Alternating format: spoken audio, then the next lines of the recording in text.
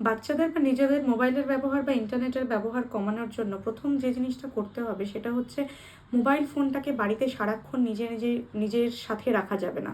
মোবাইলটাকে যদি আপনি খাটে বসে কাজ করছেন, মোবাইলটাকে যদি টেবিলের উপরে রাখেন, রাত্রিবেলা বিছানায় ঘুমোতে গিয়ে যদি মোবাইলটাকে সাথে নিয়ে না যান, বাথরুমে যখন যাচ্ছেন তখন যদি মোবাইলটাকে সাথে নিয়ে না যান, দেখবেন মোবাইলের ব্যবহার অনেকটাই কমে গেছে। ইন্টারনেট বাড়িতে যাদের কানেকশন রয়েছে চেষ্টা করবেন ইন্টারনেটটাকে প্রয়োজন কাজ যখন করছেন না তখন অফ করে রাখতে। নোটিফিকেশনগুলো অফ করে রাখার চেষ্টা করুন।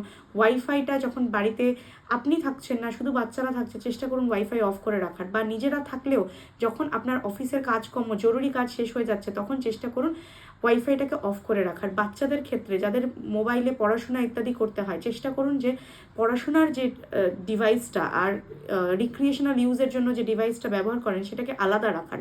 কারণ পড়াশোনা করতে করতে যখন নোটিফিকেশনগুলো আসে তখন ন্যাচারালি সোশ্যাল মিডিয়া বা অন্য কোনো কিছুতে ডেভিয়েট করে যাওয়ার একটা সম্ভাবনা থাকে। সুতরাং আপনারা অ্যাভেলেবিলিটিটাকে যতটা কমাবেন, নিজেদের মধ্যে যদি রুল সেট করেন যে খাওয়ার সময় আমরা মোবাইল নিয়ে বসবো না, ঘুমানোর সময় আমরা বিছানায় মোবাইল নিয়ে যাব না, তাহলেই দেখবেন যে মোবাইলের যে অ্যাডিকশনটা অনেকটা কমে আসছে।